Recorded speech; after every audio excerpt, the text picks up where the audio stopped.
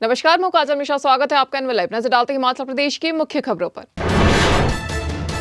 हिमाचल प्रदेश में बिजली बोर्ड ने एक कारोबारी को 2 अरब रुपए का भेज दिया बिजली बिल। इससे पहले कारोबारी का महज 4-5 हजार ही आता था बिजली का बिल। कारोबारी आशीष धीमान बताते हैं, सीमेंट की ईंटें बिल देकर उनके उड़ गए होश। वह भागकर पहुंचे बिजली बोर्ड दफ्तर, जिससे बिजली बोर्ड वालों ने तकनीकी खामी बताकर गलती कबूलने से झाड़ लिया पल्ला। शिकायत मिलने के बाद बिल को कर दिया गया है दुरुस्त।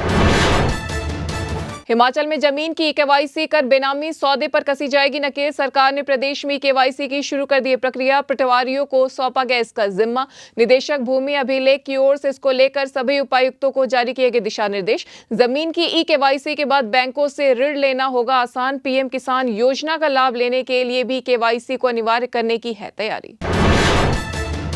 शिमला जिले के ठियोग में पानी की आपूर्ति के लिए किया गया टेंडर ही घोटाले की रही पहली दस्तक। टेंडर के आवंटन में नहीं बरती गई पारदर्शिता। इसके अलावा नहीं मिली एक भी ऐसी रसीद जिसमें यह साबित हो सके कि इन्होंने पंचायतों में टैंकरों के माध्यम से ही पानी की थी सप्लाई। जिस पंचायत में पहुंचाया गया पानी, उसके लिए सबूत के तौर पर ग्राम पंचायत प्रधान या उप प्रधान के नहीं लिए गए हस्ताक्षर तक एसडीएम ठियोग ने बिना सत्यापन के 1 करोड़ रुपए से अधिक का कर दिया भुगतान। हिमाचल प्रदेश में बीपीएल सूचियों में होने वाला है एक व्यापक फेरबदल। अप्रैल से शुरू होने वाले बीपीएल सर्वेक्षण में कोठियों और गाड़ियों वाले कई परिवार सूचियों से होंगे बाहर। सूचियों में बदलाव के लिए ग्रामीण विकास और पंचायती राज विभाग की ओर से तैयार किए गए दिशा निर्देशों को मंत्रिमंडल ने दे दी मंजूरी। बीपीएल चयन में फर्जीवाड़ा करने का दायित्व एसडीएम और बीडीओ को 2 सदस्यीय कमेटी को सौंपने की गई थी व्यवस्था। बिलासपुर जिले के लुहड़ू से बांदलाधार के लिए रोपवे बनाने की 3 साल पहले हुई घोषणा। इसके बाद हुआ सर्वे, रिपोर्ट बनी, लेकिन केंद्र में फाइलें हो गई दफन। 3 साल बाद भी इसके निर्माण की आगे नहीं बढ़ी कवायद। केंद्रीय मंत्री नितिन गडकरी ने दिसंबर 2021 में प्रदेश के 13 रोपवे में भी की थी इसकी घोषणा। केंद्रीय बजट में पर्वतमाला योजना में 3 किलोमीटर के रोपवे की शुरू करने की दी गई थी घोषणा।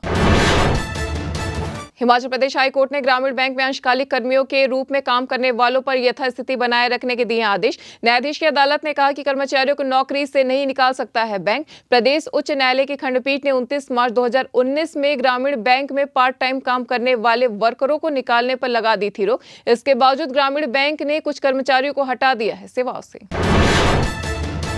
हिमाचल प्रदेश उच्च शिक्षा निदेशालय की रोक के बावजूद वार्षिक समारोह करवा रहे ग्रीष्मकालीन स्कूलों के प्रिंसिपलों के खिलाफ की जाएगी अनुशासनात्मक कार्रवाई। निदेशालय की ओर से संदर्भ में स्कूल प्रिंसिपलों को जारी किए गए चेतावनी पत्र। 31 दिसंबर तक ही वार्षिक समारोह आयोजन करने की दी गई थी छूट। कई ग्रीष्मकालीन स्कूलों में आजकल भी हो रहे समारोह, इस पर उच्च शिक्षा निदेशालय ने जताई है कड़ी आपत्ति।